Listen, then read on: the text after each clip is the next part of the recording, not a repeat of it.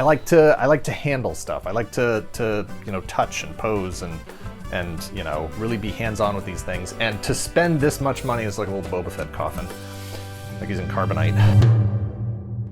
All right, hi, I'm Dan Larson here at the photo booth with what this is a crazy thing. This is something I didn't expect. This is something I did not expect to even exist, much less. I didn't think I was going to get this, to be honest. This was announced. I don't remember if this was announced late last year, if this just got announced this year. As you can see, this is a Hot Toys package here. This is how they come. You know, they're just UPS this just like this, and it's got the identifier on here. Thankfully, UPS knocks and says, you know, hey, there's a box outside here for you, instead of just like leaving it on your porch. I know if I saw a Hot Toys logo on somebody's porch, I might steal it. But given the nature of, you know, the world right now, it was a pretty good chance I was going to be home anyway. So I was home, and this is, I haven't opened this yet. This is me opening this fresh. And so, like I said, you know, I'm surprised this thing exists. Oh, look at that. I have a couple other Hot Toys figures. Oh man, look at this thing. Look, I'm not a packaging guy. I don't really care about packaging that much. But I gotta respect this thing. Let's get this bag off of here. This is the 40th anniversary of Empire Strikes Back. Vintage color Kenner homage. This is really on there, huh? This is getting cut up.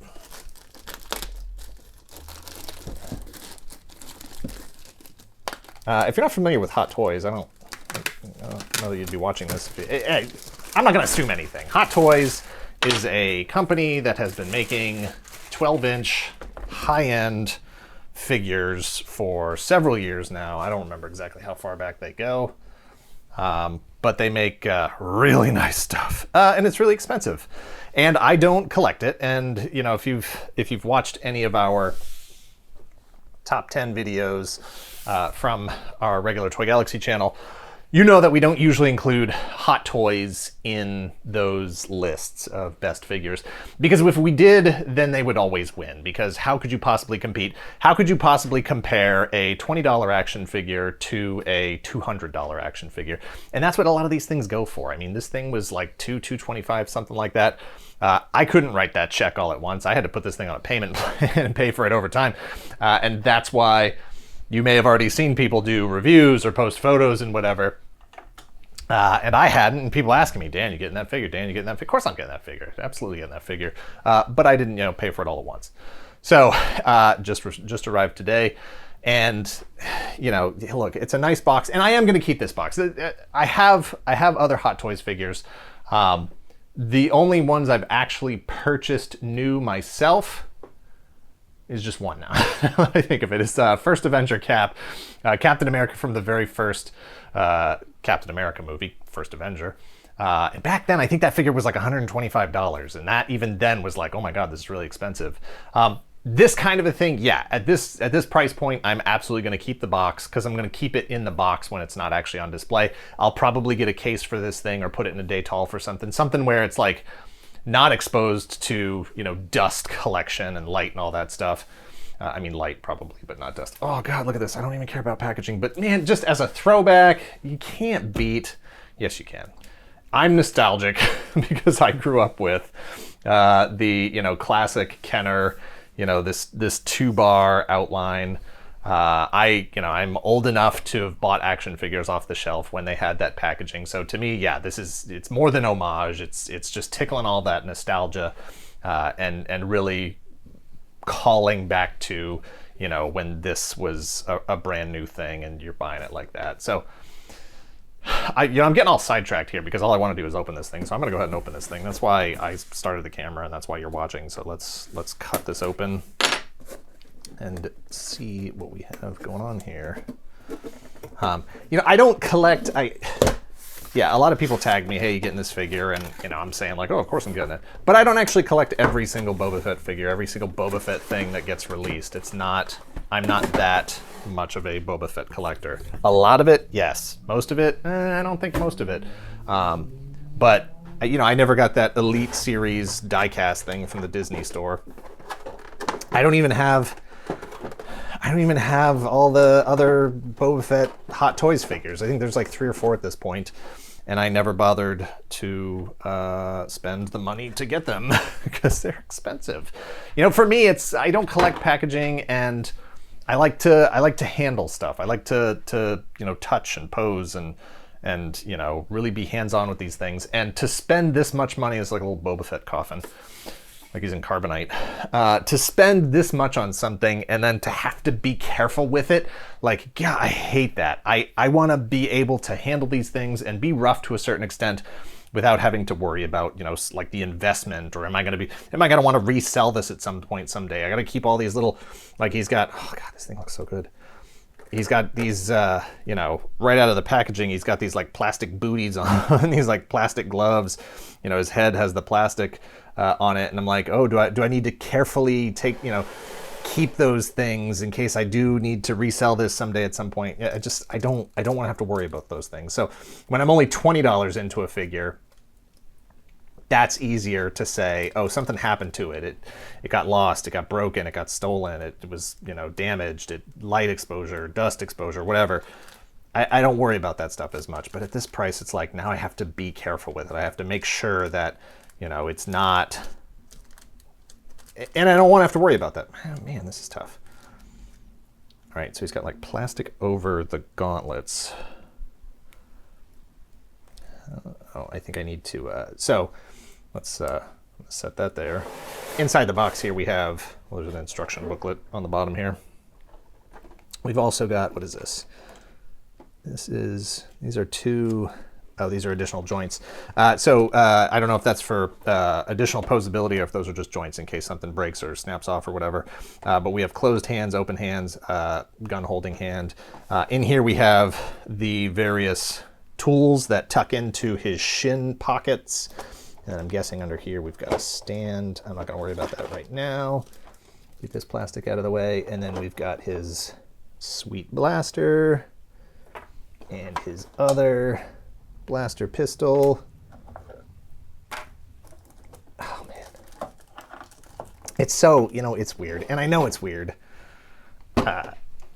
Growing up, having this be Boba Fett for so long, that this guy doesn't match what's on screen, right? And so, as a kid growing up with this being what his jetpack looks like, and not having Star Wars on demand, not being able to just bring that up. You had like 4 pictures through like different storybooks and stuff.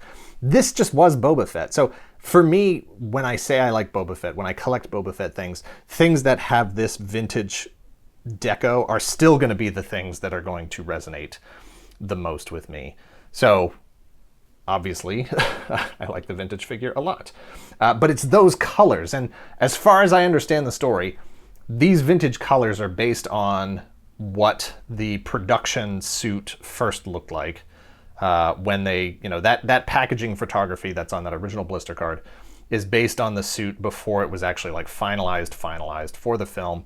When you see those sort of prototype, post all white suit, but pre-actual suit that appeared on screen, he does have these colored gauntlets. The suit is it's closer to this color. It's not this blue, but you can see that this is what they were pulling from. Why they picked these actually specific colors, I don't really know. That's a production process issue, whatever. Yeah, I've got the Black Series Boba Fett, but this, Kenner Colors version is just, it's silly, but I love it. The red rocket,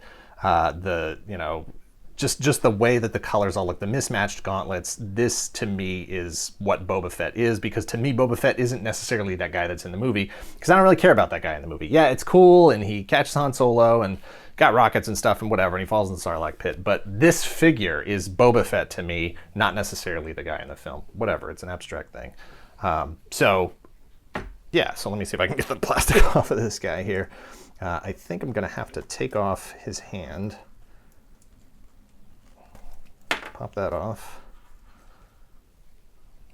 And then slide this off. So I know I'm like more careful with this stuff, or maybe not. Because of the investment, I feel like I have to be way more careful about it. How I handle these things, how I touch it. Even though I'll say that this isn't like a really substantial, it doesn't feel substantial. It almost feels honestly like it could be made out of the same exact materials that something like, you know, Hasbro would have used for just a regular 12-inch figure. It's just that everything's more fine and detailed. I'm so afraid that these things are going to break off. Right. That's going to be a pain in the butt to fix. All those tiny little buckles. Ugh. And this, I do have another, I think I have the Return of the Jedi Boba Fett. I know that I do. And trying to get these clips into these latches on the back here is pretty impossible. It is super hard to do, and it's going to take a little bit to make that work out. What a pain in the butt. Seriously, Hot Toys, if you're watching, skip this step. Holy cow. I'd like to just rip this plastic off. Is it taped? God. Man, do you have to do this with every Hot Toys figure? What a mess. It's real nice. It's a little crooked. I gotta fix those straps on his back there.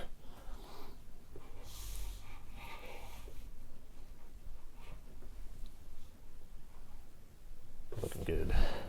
Yeah, so I don't know.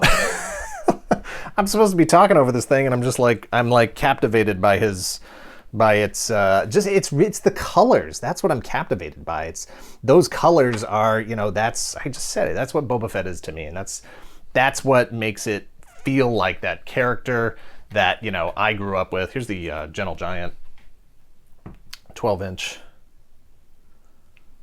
Boba Fett repro, and then the Black Series there, of course, and then here's a vintage, which you're not going to be able to see. It's a little bit out of frame. But it's the colors. It's the colors that make all the difference for me, that really make me feel like it's that character. It's that guy. It's that thing, that toy that I played with, you know, for so many hours, for so many years. It's funny because it's, you know, Hot Toys is all about like realism and the capturing that, you know, some of these figures, when you see them, especially when they're lit properly, they look like the actual actors. They look like the characters on screen, and you have to do a double, you have to do a triple take to go, oh my gosh, it's actually, you know, a Hot Toys figure. That's insane. The faces are amazing. This helmet, if I, you know, took a picture of the regular version, the Empire, the Return of the Jedi versions, you wouldn't even be able to distinguish it from the real thing. So, you know, to put it in these colors robs it of some of that authenticity, some of that realism, but that's okay with me because this is more accurate to the character that I'm familiar with anyway. One quick thing I would like to point out here is that I would have preferred no dent in the helmet. And then, of course, you know, I'll have to display this with the rangefinder down because that's how the vintage piece was. You know, his rangefinder is molded into his helmet, which is something that I didn't realize for years and years and years and years. Just never understood really what that was on his helmet. It wasn't until, you know, into college when those movies were actually like released out on videotape where you started to put the pieces together and say, oh, I get it, it's his rangefinder. But this figure is really, it's a really, really cool piece.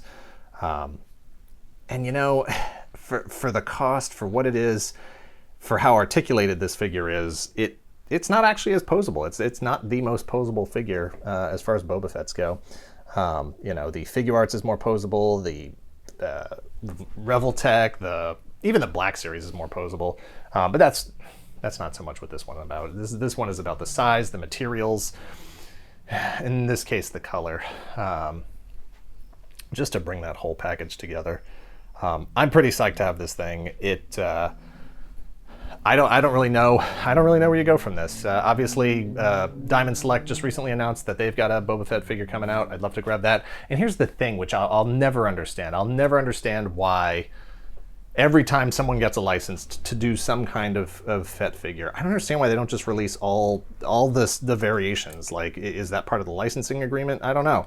Like, put out the Empire version, put out the Return version, put out the all-white prototype version, put out the animated version, put out the Kenner homage version. Like, what are we doing here? Like, that's the first thing I would do. if I acquired that license for some reason, I'd be like, look, I get all 6 versions, right? Empire, Return, Animated, Kenner Homage, you know, Animated, all that stuff, Prototype. I want all of them. And you just crank them out, and then your mold pays for itself, and it's not a big deal. What can I say about this thing? I love Boba Fett. Hot Toys are amazing. If you've ever had one, if you've ever been able to take a look at one in person, you know what I'm saying here. You know what I'm talking about. You've seen the pictures.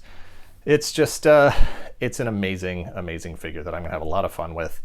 And if there's a focus to my collection, yeah, it's Boba Fett.